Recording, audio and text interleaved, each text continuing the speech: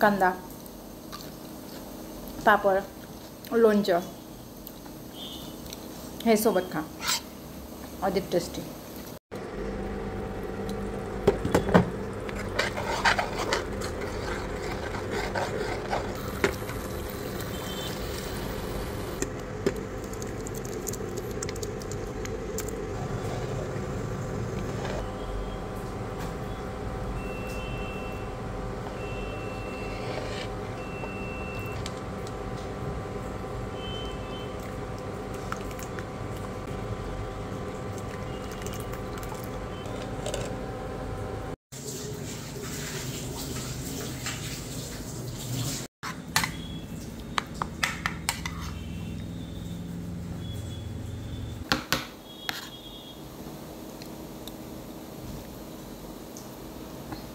आज मी बनवली आहे उडदाची डाळ. आमच्या गुजर समाजात सहसा ही डाळ शनिवारी बनवली जाते आणि खूपच टेस्टी असते. त्याच्यात मस्त लिंबू, कुणाला आवडतो नाही आवडत, मला लिंबू भयंकर आवडतो. तुम्ही नॉनव्हेज देखील विसरून जाणार ही डाळ खाणार तर. काळ्या मसाल्यात मस्त बनते.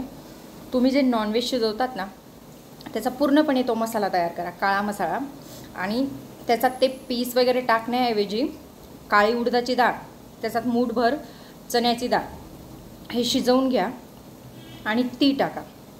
एवढी टेस्टी ना, मस्त पौष्टिक खा, सात्विक जेवण करा आणि सात्विक विचार ठेवा, हिंसेपासून वाचा. आपल्याला खाण्यास एवढं काही आहे, मग कशाला मुक्या प्राण्याला शिजवून खायचं, नाही का? आता असं कोणी लेक्चर देणार, त्याच्यातली मी पण व्हेजवर लेक्चर देते, कोणी नॉनव्हेजवर देतात. पण व्हेजवर देणं चांगलंच ना, लोकांना हिंसा न करा हे शिकवणं. तर ट्राय करा. ही तरी माझ्या हातून एखाद्या वेळेस चांगली नसेल बनली, परंतु ज्या बाया असतात ना आमच्या गावाकडच्या, त्या प्रॉपर मस्त काळा मसाला असा कुटून मसाला तयार करतात आणि मग बनवतात. खूपच टेस्टी असते. नक्की एक वेळेस बनवून बघा. गुजरबाईंनी अडदणी डाळ. मला ही डाळ भातासोबत खूप आवडते.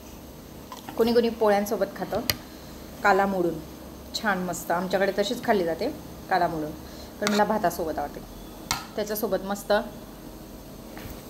कांदा, पापड, लोणचं हे सोबत खा, अधिक टेस्टी. तर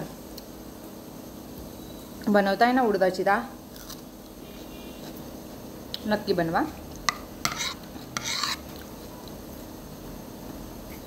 आणि नॉनव्हेज खाणं टाळा.